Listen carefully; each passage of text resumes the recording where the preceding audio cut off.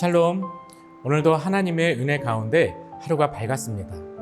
아침에 출근을 하면 따뜻한 커피나 차로 하루를 시작하게 됩니다. 바쁜 하루를 시작하기 전에 잠깐 누리게 되는 그 여유가 참 감사하게 느껴집니다. 우리의 몸을 편안하게 하는 차 한 잔의 여유와 함께 우리의 영혼을 진정한 평안을 가져다 주는 하나님의 말씀 한 구절로 하루를 시작해 보면 어떨까요? 그 하루하루가 쌓여 평생의 삶 가운데 예수님께서 주시는 평안이 있게 될 줄로 믿습니다. 그러면 오늘의 말씀 함께 보겠습니다. 바사왕 고레스 원년에 여호와께서 예레미야 입을 통하여 하신 말씀을 이루게 하시려고 바사왕 고레스의 마음을 감동시키심에 그가 온 나라에 공포도 하고 조서도 내려 이르되 바사왕 고레스는 말하노니 하늘의 하나님 여호와께서 세상 모든 나라를 내게 주셨고 나에게 명령하사 유다 예루살렘의 성전을 건축하라 하셨나니 이스라엘의 하나님은 참 신이시라. 너희 중에 그의 백성된 자는 다 유다 예루살렘으로 올라가서 이스라엘의 하나님 여호와의 성전을 건축하라. 그는 예루살렘에 계신 하나님이시라. 그 남아있는 백성이 어느 곳에 머물러 살든지 그곳 사람들이 마땅히 은과 금과 그 밖의 물건과 짐승으로 도와주고 그 외에도 예루살렘에 세울 하나님의 성전을 위하여 예물을 기쁘게 드릴지니라 하였더라. 오늘부터 에스라서가 시작됩니다. 에스라서는 구약의 마지막 일들을 기록하고 있는데 역사적으로는 에스라서와 느헤미야서를 한 권의 책으로 보고 있습니다. 그런데 두 권의 책으로 나뉘게 된 것은 초대교회 교부 오리겐에 의해서 분류된 것으로 추정됩니다. 그래서 에스라서와 느헤미야서는 이어지는 내용으로 같은 시대라 할 수 있습니다. 에스라서의 첫 부분은 예레미야 선지자를 통해 약속하신 하나님의 말씀대로 이스라엘 백성들이 포로로 끌려간 지 70년 만에 예루살렘으로 귀환하는 감격의 스토리로 시작합니다. 그런데 이스라엘의 포로 귀환은 이러한 감격 이상의 것이었습니다. 오늘 본문에서 포로 귀환의 분명한 계기를 밝히고 있습니다. 고레스가 페르시아의 왕이 된 첫 해, 하나님은 그의 마음을 감동시키셔서 이스라엘 포로들이 본국으로 돌아가게 합니다.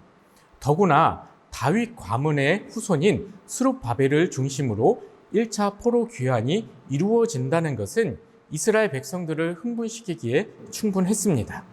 그리고 고레스 왕이 이스라엘 백성들을 본국으로 귀환시키는 목적이 더 기가 막힙니다. 2절에서 고레스 왕은 하나님께서 세상 모든 나라와 큰 권력을 자신에게 주시며 예루살렘 성전을 건축하라는 명령을 받았다 선포합니다. 그래서 이스라엘 민족을 예루살렘으로 돌아가게 하고 성전 건축에 필요한 재정적인 지원까지 아끼지 않습니다. 고레스 왕은 하나님을 믿는 사람이 아니었습니다. 더구나 마르둑이라는 우상을 섬기는 이방인이었습니다. 하나님은 이스라엘에게 하신 그 약속을 지키시기 위해 하나님을 알지 못하는 이방 왕까지도 사용하십니다. 이것은 이미 이스라엘 백성들이 포로로 끌려가기 전부터 예언된 것이었습니다.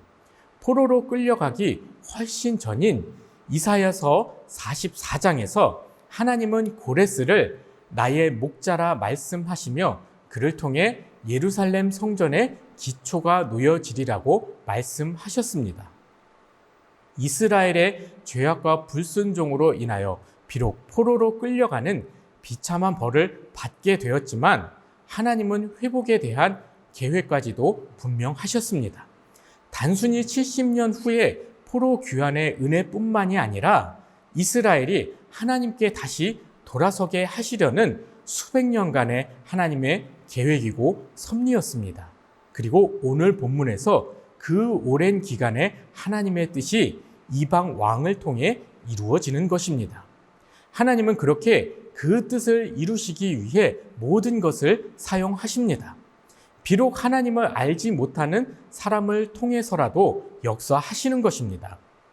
왜냐하면 모든 것이 하나님의 통치 아래 있기 때문입니다.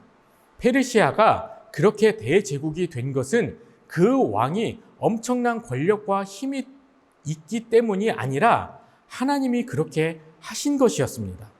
하나님의 뜻을 이루어가는 과정 중 페르시아 제국이 쓰임 받은 것뿐이었습니다. 그리고 이스라엘 백성들이 포로 귀환하는 이유를 분명히 알려주시는 것입니다. 바벨론 포로 생활이 70년이었습니다. 이들의 포로 생활은 애굽에서처럼 종살이를 하는 끔찍한 생활이 아니었습니다. 70년 전 포로로 끌려갔던 사람들은 유력한 지도자층과 지식인층, 귀족의 자녀들이었습니다. 포로로 끌려가기 전에도 부유층의 사람들이었고 다니엘과 같이 왕의 신하로서 교육을 받으며 권력자로 세워질 수도 있었습니다. 자기 직업을 가지며 사유 재산도 인정받았고 신앙의 자유도 있었습니다. 성전에서는 예배드릴 수 없었기 때문에 성전 쪽을 향해 기도를 했고 함께 모여서 말씀 공부를 하고 예배를 드릴 수 있는 회당이라는 것이 생겼습니다. 포로 생활을 하며 신앙생활에 변화가 있었고 그 시간이 70년이었습니다. 오히려 포로로 끌려가지 않고 예루살렘에 남아있던 가난하고 비천한 계급의 사람들이 더 힘들었습니다.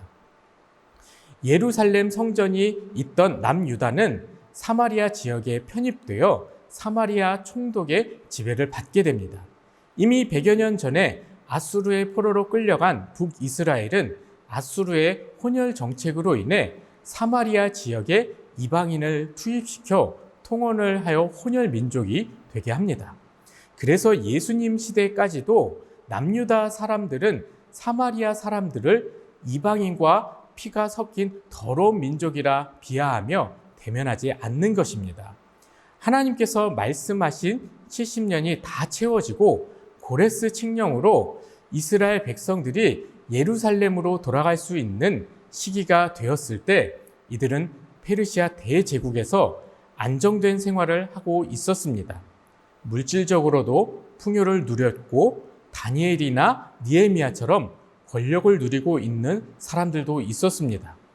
페르시아 왕은 일종의 포용 정책을 펼쳤기 때문에 이들은 이방 제국의 포로라기보다 스스로를 바벨론, 페르시아로 이어지는 다문화 민족으로 여겼습니다.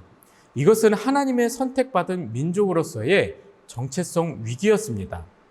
이 당시 포로의 수를 200~300만 명 정도로 추정하고 있는데 1차 포로 귀환에 4만 2천여 명의 적은 숫자만 귀환한 것이 이 때문이었습니다.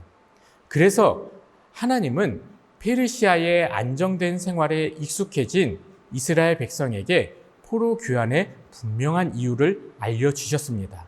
이들의 귀환은 하나님의 약속대로 단순히 고향으로 돌아가는 것이 아니라 성전 재건이라는 분명한 사명을 주시는 것입니다. 이스라엘은 하나님을 믿는 종교 국가이고 예배 공동체입니다. 하나님께 예배하는 최우선순위의 목표가 있는 이들에게 성전의 회복은 너무나 중요한 것이었습니다. 그래서 하나님은 이방 왕까지도 사용하시고 제국의 통치 방향까지 바꾸시며 성전 재건에 필요한 것까지 다 채워주셨습니다. 우리도 때로는 믿음으로 살아갈 때 당하게 되는 이해되지 않는 일들이 있습니다. 그런데 우리가 잊지 말아야 할 것은 하나님은 그 일들을 통해서도 역사하신다는 것입니다. 모든 것이 하나님의 통치 아래에 있습니다. 세상 권력도, 물질도, 역사의 흐름도 모두 하나님께서 이끌어 가십니다.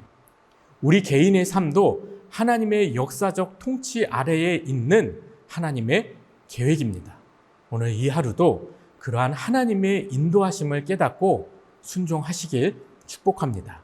그래서 어떠한 상황 가운데 있게 되더라도 하나님의 계획을 믿으며 그분과 함께 동행하는 하루 되시길 주님의 이름으로 축복합니다. 기도하겠습니다. 사랑이 많으신 하나님 아버지, 오늘도 소중한 하루를 허락해 주시고 이 하루를 살아갈 수 있게 해주시니 너무나도 감사드립니다. 하나님, 우리가 살아왔던 지난 시간들에 그 과거를 돌아보면 참 이해되지 않는 것이 참 많이 있습니다. 그런데 그 모든 시간들이 하나님의 은혜였고 주님의 인도하심이었습니다. 그 시간들을 돌아볼 때 슬픈 일도 있고 괴로운 일도 있고 기쁘고 감사한 일들도 있습니다. 인생의 모든 생사화복과 희노애락이 주님의 인도하심 가운데에 있음을 고백하며 나아갑니다. 앞으로 살아가는 모든 날들도 하나님의 계획과 섭리를 기대하며 살아가길 간절히 원합니다. 앞으로 주님께서 우리에게 허락해 주신 그 모든 영생의 삶을 오늘 이 하루에 담아서 최선을 다해 살아가길 간절히 원합니다. 오늘 하루가 그렇게 소중한 하루가 되게 하여 주시옵시고 주님께서 역사하여 주시는 그 은혜의 하루 될 수 있게 주님 축복하여 주시옵소서. 때로는 이해가 되지 않을 때가 있습니다.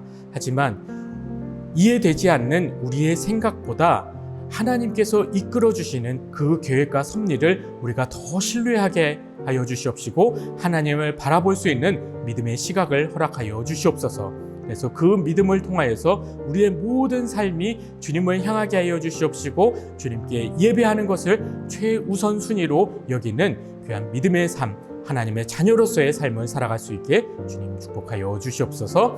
모든 것 주님께 감사드리오며 예수님의 이름으로 기도합니다. 아멘.